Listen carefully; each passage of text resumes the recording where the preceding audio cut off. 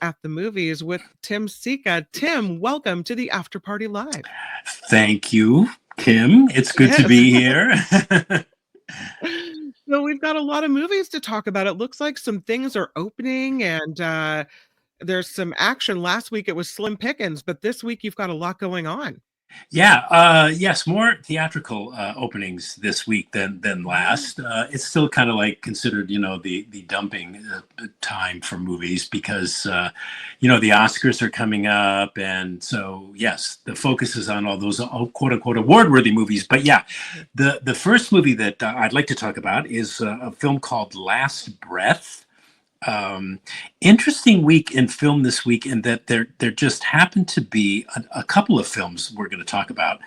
This one, Last Breath, and the one after that, Superboys of Malegaon, that were actually documentaries before they became dramatic films, which is interesting. Yeah, and Last Breath is the first one of these. It opens in theaters today, and it's based on the true story of this diver, this young diver, Chris Lemons, whose umbilical cord snapped during this ocean pipeline maintenance dive, leaving him trapped 300 feet underwater with only like a small amount of oxygen left in his backup tank. Oh, Apparently, no. apparently there exists 20,000 miles of pipeline sprawled across the ocean floor that needs regular looking after from time to time. And the men who do this, the divers who do this, regularly risk their lives in order to do it. And the job itself is considered one of the most dangerous jobs on Earth. Anyway, so the movie is basically this dramatic underwater rescue mission.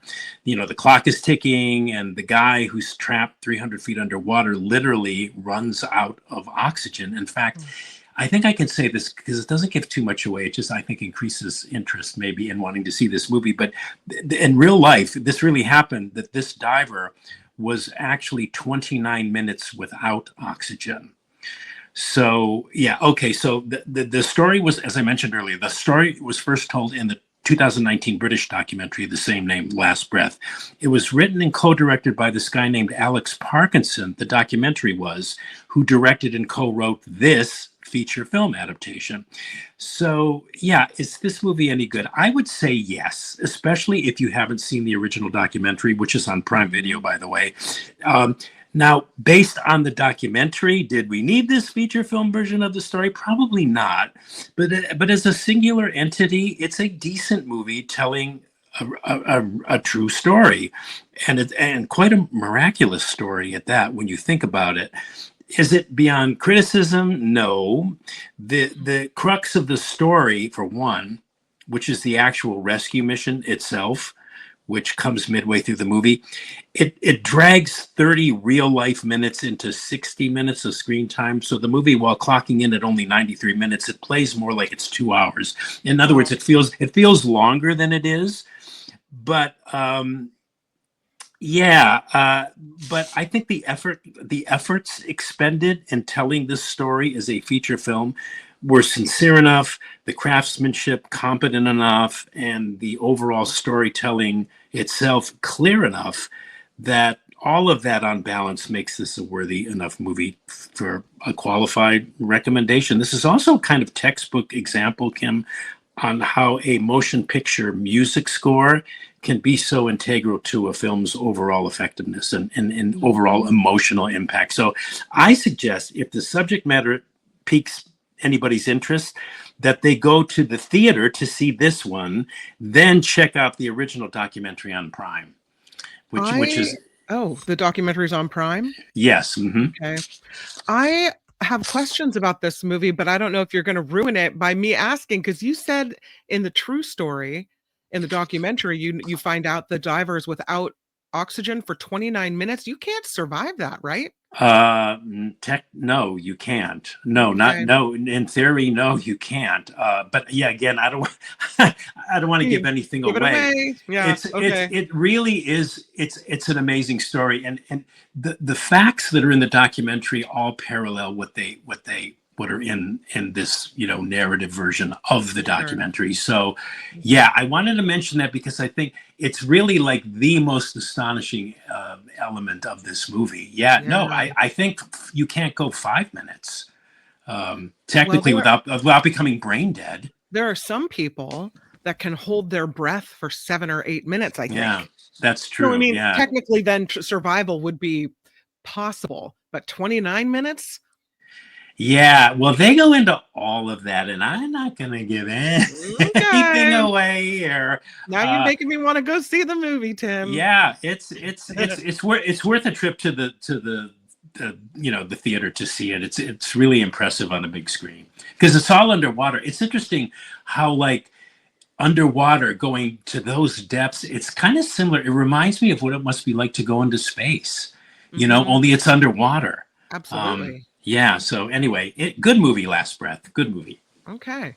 This next one, Superboys of Yeah, it's Malegaon is the way. Malegaon. Okay. Malegaon is it? Yeah, it took me a while to learn how to Okay. pronounce that. I'll tell you. Okay, this is the second of two feature films being released this week, which are based on previously made documentaries. Superboys of Malegaon. It is based on, or rather, no, it was actually inspired by the 2008 documentary Supermen of Malegaon, which documented this passion which residents of Malegaon, which is a tiny little city in India, have for making films. And that documentary was a sort of journey through that movie making process with its focus on these specific characters, which are in this narrative version, the Superboys of Malegaon. The focus is on the same characters featured in the documentary, this group of guys, a group of friends who love making movies and who, in fact, do make a couple of them. And this story focuses, again, on that same group of guys and their travails in trying to make movies in a poor city in India, the Malegaon of the title, that the documentary does, only this is a feature film as opposed to an out-and-out documentary. And it's so weird, Kim. I argued with myself while I was watching this movie. I found it initially sort of like irritating. It had this like self-consciously jaunty and striving to be infectious style. The interpersonal relationship conflicts between these guys were way too easily resolved. And the third act addition of a stricken with cancer plot contrivance. Oh God, I was rolling my eyes. It was trying to. It seemed to me like it was trying to imitate Spielberg, but and in addition to that, the movie on balance felt like 20 some minutes too long. However, by the time the end credits rolled, I kind of found myself having to admit, I'm going, Tim, this was actually a pretty good movie.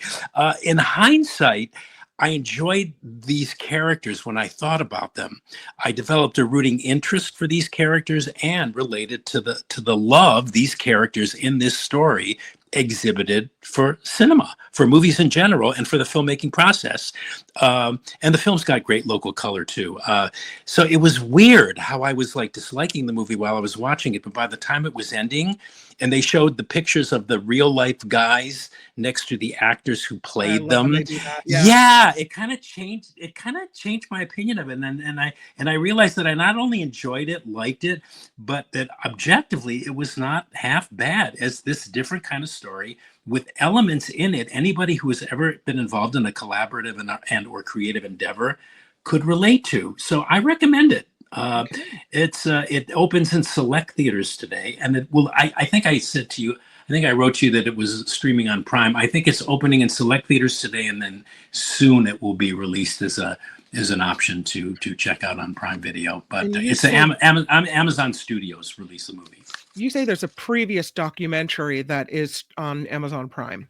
Yes, Yeah. yes, it's called Supermen of Malegaon. But you don't need to see the documentary to make the movie make sense, right? No, I would say, see, I think the only problem for me, the movie felt a little long. It's like 2 hours and 20 minutes. The documentary wasn't quite as long, so it felt a little long. But no, you don't need to see it at all. It's pretty much everything that's in the documentary is highlighted in the feature film and all the facts are the same. So it's a little more entertaining, albeit a little too long than it needs to be. But anyway, it's good. Superboys of Malegaon. And I'm glad I don't have to say that that name Yeah. again. But I should mention too that it's in Hindi with English subtitles. But Okay. this is one of those movies when you're watching it with subtitles, it's in a different language. Yeah. At some point, you forget that Hmm. you're relying on the subtitles. So anyway, Sure. yeah, That's cool. yeah. This next one is called My Dead Friend Zoe. That sounds kind of sad. Well, yeah, yes, it's sad. It's also funny. But it's another good movie. Okay. It's made by this guy. I'm feeling very charitable this week. I don't know I why, guess so. but yeah, but Wow. this one's made by this guy making his feature film directorial debut. His name is Kyle Hausman Stokes, who in real life served in the U.S. Army during the Iraq War, and he was awarded for his military service a Bronze Star Medal, which is this distinction the military gives to any service member exhibiting heroic achievement and behavior in a combat zone. So so those are his credentials coming into co-writing and directing this movie. And so who better to tell a story about veterans and veterans experiencing PTSD? That's what this movie is really about, and which is also the primary strength of this movie. It's a very personal, very heartfelt. It feels, this movie does, as though a lot of personal pain is being exercised in the telling of this story. Anyway, the focus of it is it's on these two women service members played by Sonequa Martin Green, who is suffering from PSD, and Natalie Morales as her dead friend Zoe of the title, who died as a result of her military service, and is kind of a physical representation of how the Sonequa Martin Green's character's PTSD manifest. So she's having these conversations in her mind with, her dead friend Zoe. So in a way, the movie's also a kind of unusual ghost story that makes some really strong statements about how we treat returning war veterans in this country. It also makes a very strong statement about friendships and our responsibility towards those friendships. I don't know if that was intended, but that's really what I got out of this movie more than it being a PTSD story. Anyway, this is just, you said it was sad. It sounded sad. It's more than sad. It's emotional. It's a very emotional film. I think it's making a plea that we really need to pay attention and acknowledge and support our veterans in ways that we're falling short of right now. I mean, we really do need to do a better job with that.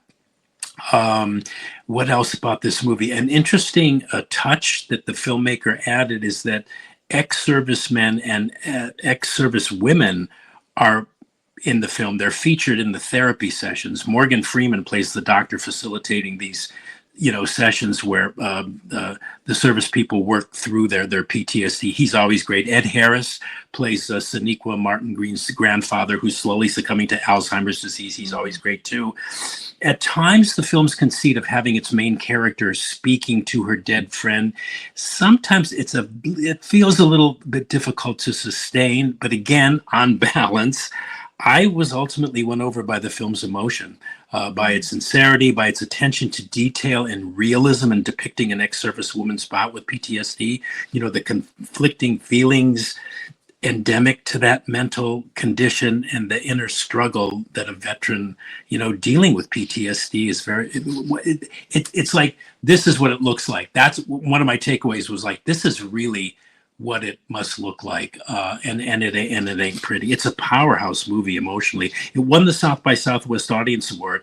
I can only imagine what it must have been like to watch this movie with an audience. I watched it on a computer screen, but it still got to me in the way I suspect it was intended to get to me. It was a very emotional experience, and a very moving one. So I recommend it. You can hear someone has PTSD, but unless you've really been through that, I don't think most of us ever Yeah. really understand what that's like or what that Yeah. is. Yeah, what you just said is kind of, Yeah. I think, what the film was trying to convey, and I think it did it effectively. Yeah, I mean, Yeah. you can empathize just so far, but if you haven't experienced it, Yeah. No. yeah. So, Next one is Liza, the truly terrific, absolutely true story. yes, a documentary, of course, and an authorized one of the life and the showbiz career of arguably, well, in my opinion, one of the greatest showbiz talents of the 20th century, the daughter of film director Vincent Minnelli and the legendary singer Judy Garland. Mhm. Stage and screen superstar Liza Minnelli, Liza with a Z. And yeah, another truly terrific movie, to quote Miss Minnelli, who's extensively interviewed here on camera, along with friends and colleagues like Mia Farrow. I didn't know Mia Farrow was her like best friend. I did Oh, not know that. And Farrow gives some really interesting comments about Liza and observations about their friendship. Music historian Michael Feinstein is in Liza's orbit these days. He's kind of like, he seems like he's kind of a caretaker of her because he's always popping up with her whenever Liza appears publicly. Cheetah Rivera is interviewed, Ben Vereen, Darren Criss.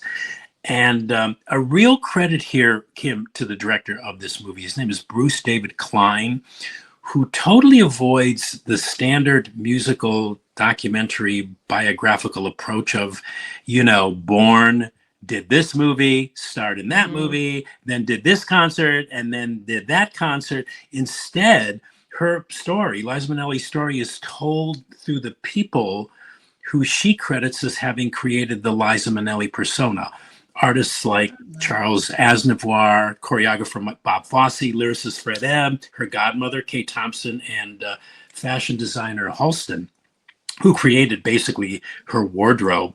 And again, at first I'm going, well, this is odd, telling the Liza Minnelli story through a bunch of other people she worked with Yeah. throughout her career. But slowly, and as you settle into the movie, and in retrospect, I found the approach to be not only admirable, but also refreshingly different. And perhaps, I think more importantly, strangely illuminating regarding its subject, and in a way that it probably would not have been had Mr. Klein chosen a different and more standard approach. It And I'm sure, reminds it reminds me of a news storytelling technique where you never use your own voice or picture, the reporter yeah, doesn't. You uh-huh. completely tell the story with other people's words. So you use all Yeah, the yeah, audio or yeah. the video that you've taken to tell the story, and you never have to say anything. That kind of Yeah, reminds me of that technique. yeah. I guess that would be the technique, but Yeah. also she does comment because she's interviewed extensively too.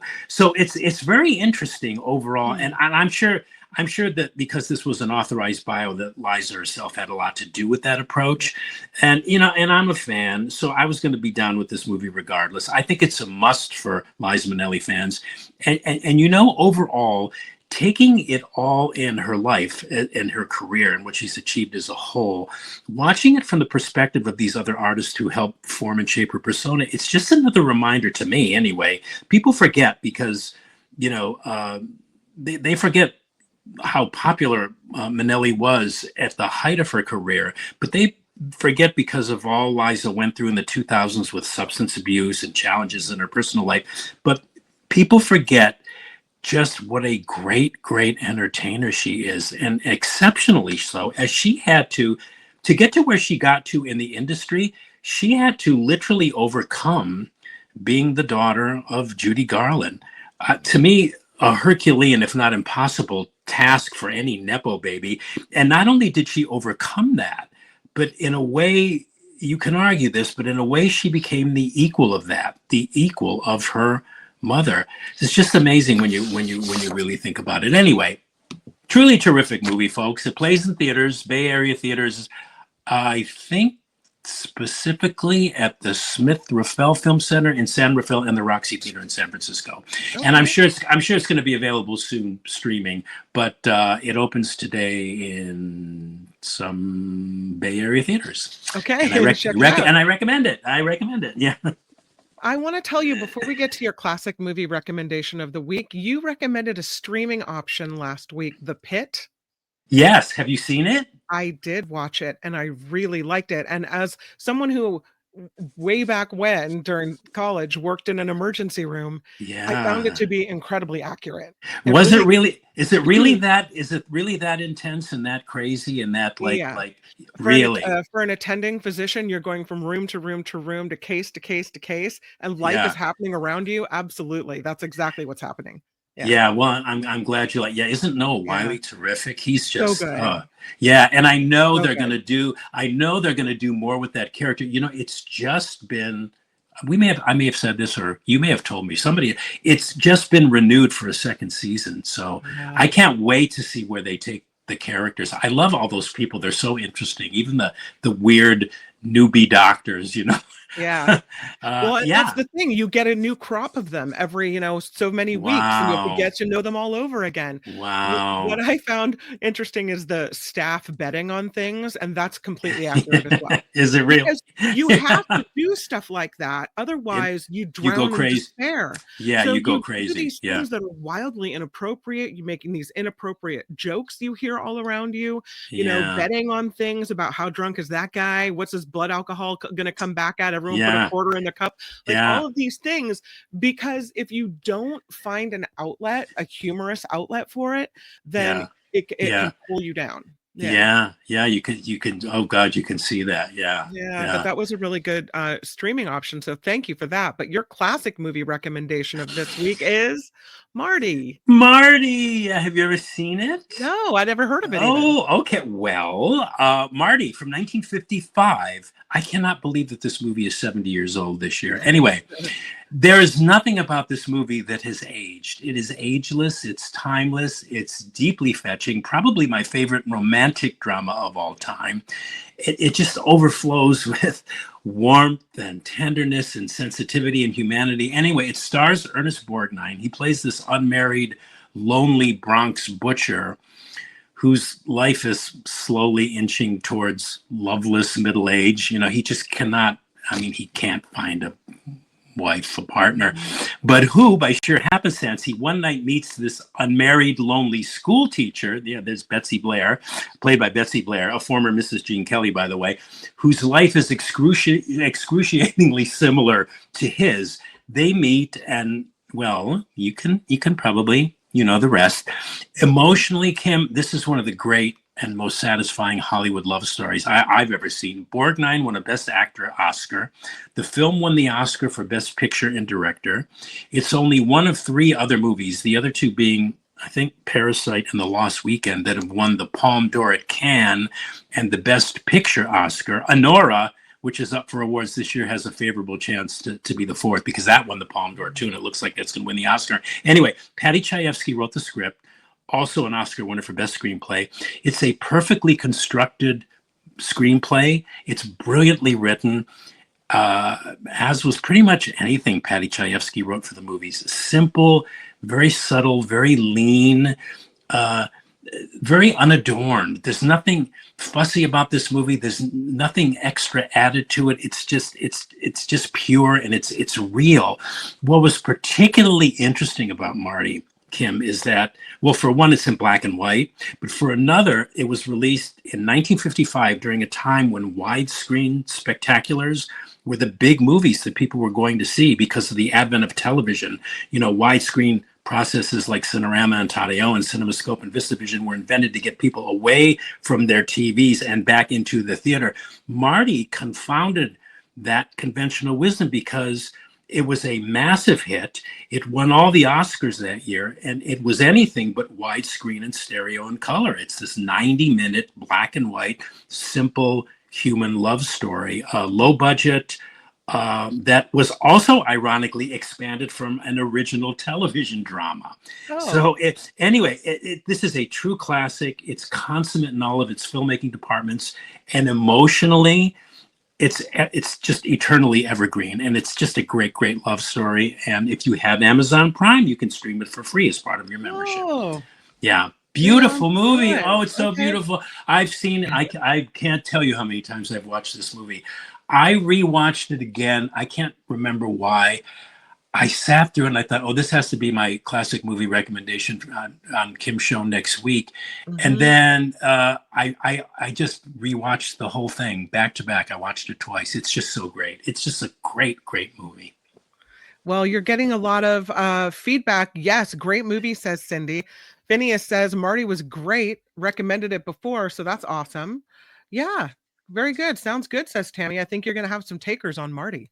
Yeah. Yeah, Kim, and you know, I know how you love romantic I do comedies. love a good love story. Oh, Yeah. this is just the most beautiful love story. Really, you'll love it. And really, it's 90 minutes. You keep 90 minutes. That's no I time at will all. find it. I'll let you know Okay, next all week how I right, like it. Let's all right. recap it. Last Breath. Tim says of Last Breath, this is a decent movie. It's a true story. The rescue drags on a little bit, but you said it's a worthy enough movie. You recommend it, and you said the movie score is really good, and the documentary of this is on Prime. This is the dramatic version, and that opens in theaters today. And I won't be able to say it as well as you said it. The Superboys of Help. Malegaon. Malegaon. You say Malegaon. You said it's a little long, but by the end, you found yourself really kind of liking it. You say Yeah. this is a pretty good movie. The characters were enjoyable. You found yourself rooting for them along the way, and you said, "quote not half bad." You recommend it. My dear friend Zoe, of this, you said it's a good movie, a very emotional movie, and a plea to support our veterans. There were ex service members featured in the movie, and you like that. You recommend My Dead Friend Zoe. You say it's emotional, but it's a story that needed to be told. This one is a documentary, Liza, a truly terrific, absolutely true story. You said it's told from an interesting storytelling perspective. It's a must for Liza Minnelli fans. You highly recommend this documentary, Liza, a truly terrific, absolutely true story. And your classic movie recommendation of the week from 1955, it's Marty. You said it's one of the most great, emotionally satisfying movies ever, was a major award winner. It's simple, subtle, unadorned, pure, and real. And you called it a true classic that's free on Prime. So there you go for Marty. That was a pretty good summation, if I must say so myself. Well, this is what we do. Tim Sika, you have hit it out of the ballpark once again. I hope you have the very best weekend. You too, Kim, and I'll talk to you next week. At the movies with Tim Sika. Bye, Tim. Bye.